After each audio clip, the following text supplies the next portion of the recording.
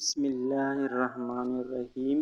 ابراہیم بن اسحاق کوتوال Baghdad کہتے ہیں کہ میں نے خواب میں دیکھا کہ رسول اللہ صلی اللہ علیہ وسلم فرما رہے ہیں کہ قاتل کو قید خانے سے رہا کر دے۔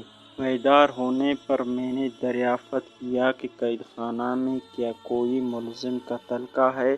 معلوم ہوا ہے اور اس کو میرے سامنے پیش کیا گیا۔ میں نے اس سے احوال بیان کرنے کو کہا۔ اس نے کہا کہ میں اس گروہ سے ہوں جو ہر رات حرام کاری کیا کرتے ہیں۔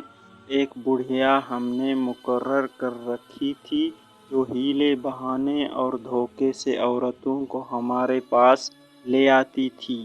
ایک روز ایک نہایت خوبصورت حسینہ کو لائی جس نے نہایت عاجزی سے کہا کہ میری عصمت کو داغدار نہ بناؤ، میں سیدانی ہوں، خدا کے واسطے مجھے پناہ دو، اس بڑھیا نے مجھے دھوکہ دیا ہے۔ میرے دل پر اس کی باتوں کا اثر ہوا مگر میرے ساتھی بگڑ گئے اور کہنے لگے کہ تم ہم کو فریب دے کر اس کو حاصل کرنا چاہتا ہے۔ میں نے انہیں بہت سمجھایا مگر جب دیکھا کہ وہ اس حسینہ کی عزت و آبرو لوٹنے پر تلے بیٹھے ہیں تو میں نے ان کا مقابلہ کیا۔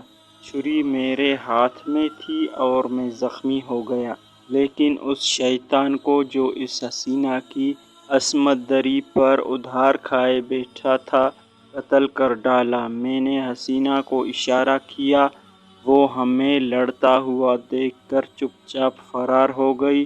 غل غپاڑہ سن کر لوگ جمع ہو گئے۔ خون آلود چھری میرے ہاتھ میں اور ایک لاش دیکھ کر سپاہی مجھے گرفتار کر کے لے گئے۔ کوتوال نے یہ واقعہ سن کر ملزم سے کہا کہ خدا تعالیٰ اور رسول صلی اللہ علیہ وسلم کی راہ میں نے تجھ کو رہا کیا۔